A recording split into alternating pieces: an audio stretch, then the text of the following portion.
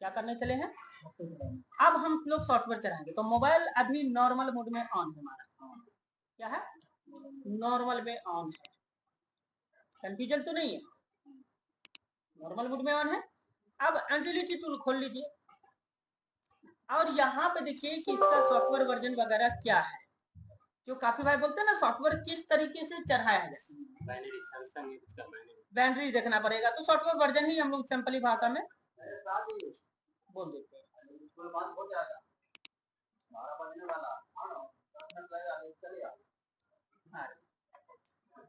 अब यहाँ पे हम लोग सैमसंग में चलेंगे। Read info MTP. एमटीपी किसे कहा जाता है?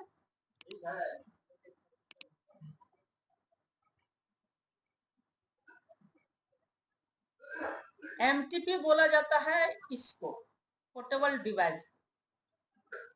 किसे बोला जाता है? पोर्टेबल डिवाइस को। अब ये ड्राइवर बनेगा तब यहाँ पे हम रीड इन्फो ले सकते हैं। ठीक है। एंड्रॉइड वर्जन 14 है। सॉफ्टवेयर का सारा डिटेल हमें मिल गया है। कंट्री कोड इंडिया है, इसी के अंदर सारा चीज मिल गया है हमको, बस इसमें देखना है और वेबसाइट में मिलाना है। तो क्या करेंगे, सबसे पहले यहाँ पे जो ये मॉडल नंबर लिखा है इसको हम लोग कॉपी करेंगे। ठीक है। इसके बाद गूगल क्रोम में चले जाएंगे और इसको पेस्ट कर देंगे। प्लस फाइल सैम फॉर्मवेयर आ गया। ये फ्री वेबसाइट है, यहाँ पे आ गए। अब यहाँ पे आपको क्या मिलाना है, यहाँ पे कंट्री कोड INS है, यहाँ पे देखना है INS कौन सा है। मिल गया? अब आ गए। अब यहाँ पे ये सॉफ्टवेयर वर्जन है। अब यहाँ पे मिलाना है कि मेरा सॉफ्टवेयर वर्जन कौन सा है, बाइनरी कौन सा है। SA है, ठीक है, SA है ना। अब यहाँ पे नंबर मिलाना है क्या, EYC1, EYC1। अब यहाँ पे मिलाना है EYC1, पहला वाला है, लेटेस्ट है फाइल। इसको डाउनलोड कर लेंगे।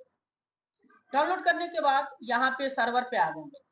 अब सर्वर बोलना कौन सा सर्वर यूज करना चाहते हैं, download on browser, download on Sam firmware server 1, server 2, या फिर एक और यहाँ पे देता है वो नहीं है। तो हम लोग यहाँ से इसको इस्तेमाल करेंगे, कोई भी ऑप्शन इस्तेमाल कर सकते हैं, फाइल सेम मिलेगा। अब यहाँ से हम डाउनलोड कर, अब यहाँ डॉक्यूमेंट में फाइल मेरा सेव हो रहा है, इसको सेव कर। ये हो गया फाइल डाउनलोड करने का तरीका। जरा सा भी मिसमैच नहीं होगा, जरा सा भी मिसमैच। जो काफी भाई कंप्लेन देते हैं ना कि सर सॉफ्टवेयर चलाते मोबाइल डेट, वो प्रॉब्लम 1% भी नहीं होने वाला आपके साथ। क्यों मालूम है? क्योंकि हर एक चीज को मिला के डाल दें। अंदर में जो फाइल है वही फाइल बाहर से जाएगा तो कोई ऑब्जेक्शन करेगा, लेकिन अंदर में कोई और फाइल हो और बाहर से कोई और फाइल जाए तो ऑब्जेक्शन करेगा। मान के चलो हम 4 आदमी अभी दुकान के अंदर, दुकान के मेंबर है, SM ग्रुप के स्टूडेंट है, सीनियर है, जूनियर है, जो भी है, तो हमें अंदर अलाउ है। लेकिन कोई कस्टमर डायरेक्टली अंदर आना चाहे तो हम उसको ऑब्जेक्शन कर देते हैं, आप अंदर नहीं आ सकते। जो 4 मेंबर अंदर के हैं वही है। हाँ, तो वो पूछेगा भाई अंदर कैसे आएंगे, तो बोलेंगे मेरा जो प्रोटोकॉल है वो फॉलो करो। यानी या तो एडमिशन लेकर के स्टूडेंट की लिस्ट में शामिल हो सकते हैं या फिर वर्कर के रूप में। तो वर्कर तब बनेगा जब मोबाइल टेक्नीशियन रहिएगा, और एडमिशन भी तभी लीजिएगा जब मोबाइल का काम सीखने का इच्छा रहेगी, तभी अंदर अलाउ होगा, नहीं तो अलाउ नहीं। तो यहाँ पे सब चीज हम मिला दिए तो अलाउ हो चुका है। जो फाइल मोबाइल के अंदर है वही फाइल मोबाइल के बाहर है। तो कंफ्यूजन, कोई दिक्कत नहीं ना, बात समझ में आ गया ना? जैसे आपका कहना है कि काफी बार ये चीज देखने के लिए आपको मिला है कि मोबाइल को फ्लश कर दिए और उसके बाद डायरेक्ट जीमेल मांग दिया। तो जीमेल किस में मांगता है, जिस मोबाइल में जीमेल अकाउंट बना है लेकिन पिन लॉक पैटर्न लॉक नहीं डाला गया, तो उसमें तो पैटर्न है नहीं, तो वो डायरेक्ट जीमेल मांगेगा। बट इस मोबाइल में हमारा पिन लॉक लगा हुआ है, तो ये पहले पिन मांगेगा, ऑनर वेरिफिकेशन, अगर पिन भूल चुके हैं तब जीमेल वेरिफिकेशन, याद रखिएगा इस बात को, कि जिसमें पैटर्न या पिन लगा हुआ नहीं है उसमें सॉफ्टवेयर चढ़ाने के बाद एफआरपी फंसेगा, और एफआरपी फंसेगा तो डायरेक्टली जीमेल आईडी मांगेगा। लेकिन जिसमें पैटर्न पिन लगा हुआ है तो वो पहले पिन और पैटर्न मांगेगा, उसके बाद स्किप कर देंगे तो जीमेल मांगेगा। यहाँ पे फाइल हमारा डाउनलोड हो चुका है, ओपन फोल्डर करेंगे, ठीक है। अब इसको हम स्टेक करेंगे, ठीक है। स्टेक करने में थोड़ा सा समय लगेगा। यहाँ पे नाम देख लीजिएगा A047F है, ठीक है। तो क्या नाम था हमारा, SM A047F। अब यहाँ से हम इसको कॉपी कर लेंगे, ठीक है। अब इसके बाद दूसरी प्रॉब्लम आपके साथ ये होने वाला है कि ओडिन में जब फाइल डालिएगा तो काफी टाइम लग जाता है, काफी टाइम लग जाता है। तो इसको क्या करना है कि टर को हटा देना है, सिर्फ टर रहने देना है। कैसे दिखेगा यहाँ पे, जैसे हम इसको रीनेम करते हैं तो .md5 को काट देना है,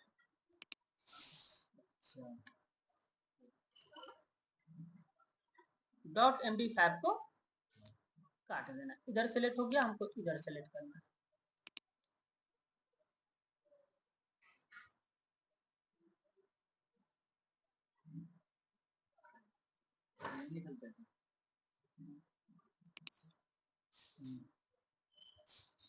काट दी। अब ये तुरंत सिलेक्ट हो जाएगा हमारा। तो अब यहाँ पे क्या करना है, ओडिन टूल हमें खोलना है। क्या खोलना है, ओडिन टूल, ओडिन टूल। और इसके बाद अब हम लोगों को ये देखना है, मोबाइल तो ऑन है, ऑन है ना। सबसे पहले तो यहाँ पे फाइल हमको सिलेक्ट करना है,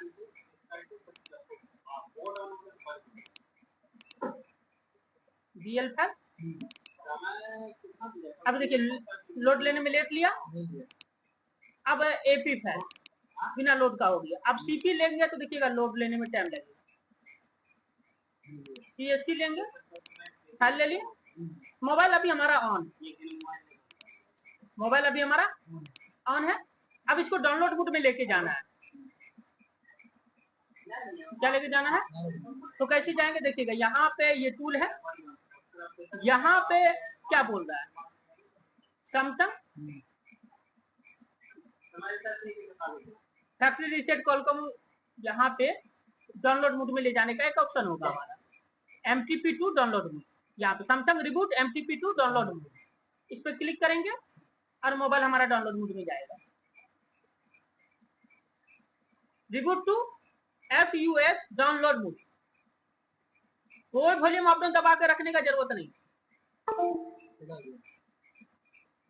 चला गया डाउनलोड मोड, ठीक है। समझ में आ गया। अब यहाँ से हम फ्लैशिंग स्टार्ट कर देंगे। अगर कस्टमर बोले कि भैया तुम लोग बड़ी चोर हो, मेरा मोबाइल चुरा लोगे, तो उसको बोलो मोबाइल ऑन है ना, हाँ ऑन है, केबल लगा के उसके हाथ में थमा दो और सारा काम अपने कंप्यूटर से कर सकते हो। क्योंकि आज के डेट में मोबाइल टेक्नीशियन इतना चोर हो चुका है कि कस्टमर को भरोसा करना मुश्किल हो चुका है। करवा है प्रसाद। तो हम ये सब चीज तैयार करके रखे हो कि अगर इस तरीके का कस्टमर मेरे पास आता है जो बोल दे कि मोबाइल टेक्नीशियन चोर होता है, तो हम उसी के हाथ में मोबाइल रहेगा और सारा काम हम कर सके। तो ये तरीका कैसा लगा, एक्सीलेंट। अभी तक क्या कर रहे थे हम लोग, वॉल्यूम अप डाउन दबा करके, यूएसबी लगा करके, पावर की दबा करके डाउनलोड मोड में ले जाने की कोशिश कर रहे थे। अब यहाँ पे बहुत सारे फायदे हैं, बहुत सारे मोबाइल डाउनलोड मोड में नहीं जाते, बहुत सारे मोबाइल डाउनलोड मोड में नहीं जा पाते। तो जिक्की लगाओ, तो ये करो, तो वो करो, कुछ नहीं। वीडियो बना, यूट्यूब पे वीडियो देखना पड़ती है, कौन सा बटन दबाए में डायरेक्ट सोल्यूशन। तो इस तरीके से हमारा फ्लैशिंग स्टार्ट हो गया। अब यहाँ पे आप लोगों से जानना चाहते हैं कंफ्यूजन कहाँ कहाँ पे रहा, इस पूरे क्लास में कंफ्यूजन कहाँ कहाँ पे रहा। हर चीज बारीकी से क्लियर, एक एक स्टेप क्लियर। जी भैया, कोई कंफ्यूजन तो नहीं हुआ बहुत बड़ा कि ये चीज गलत तरीके से हो रहा है, वो चीज गलत तरीके। हाँ, हम काम करने बैठते हैं तो बहुत सारा तिग्रम इस्तेमाल करते हैं, क्योंकि हमें सीखना रहता है कि कौन सा प्रॉब्लम में क्या अप्लाई करेंगे जो हमारा इजी होगा। तो अभी आप लोग को इजी दिखाए, हार्ड नहीं देखा, जो हम करके पहले से रखे हुए उसको फॉलो करते हुए काम करवा रहे हैं, और सारा दुनिया यही चीज को सिखाता है। लेकिन इसमें अगर कहीं पे ब्रेक होता है, जैसे मान के चलिए अभी हमने मोबाइल को डाउनलोड मोड में लेके गया, अगर डाउनलोड मोड में नहीं जाए तो क्या करोगे?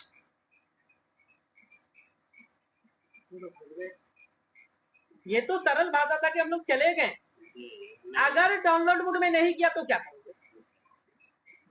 अगर मोबाइल ऑन था तो रीड इनको निकाल करके हम लोग काम कर रहे हैं, अगर मोबाइल लोगों पे रहता तो क्या करते? फिर उसका इंफॉर्मेशन कैसे निकालते? अगर मोबाइल डेड रहता तो फिर उसका इंफॉर्मेशन हम कैसे निकालते कि कौन सा बैटरी है, कौन सा मॉडल है, कौन सा सॉफ्टवेयर वर्जन है? ये सारा चीज प्रैक्टिकल हम लोग करते हैं। बस शर्त यह है कि फंसे कहाँ पे है वो ढंग से बतलाना होगा आपको। अगर वो चीज ढंग से बतलाइएगा तो फिर उसके आगे का रास्ता बतला दिया जाएगा, नहीं तो कोई फायदा नहीं। ठीक है, ये कंप्लीट हो गया हमारा। कोई कंफ्यूजन? अब इसके बाद तो आप लोग को भी मालूम है, नेक्स्ट नेक्स्ट करते जाना, और एप्लीकेशन का नाम भी मालूम चल गया, सुपर सुपर बैकअप। उसको डाउनलोड कर लेना है, और यहाँ कंप्यूटर में डेस्कटॉप में फाइल रखा हुआ, इसको मोबाइल में डाल देना है और वहां से रिस्टोर कर देना, कस्टमर का सारा डॉक्यूमेंट। क्लियर? ओके।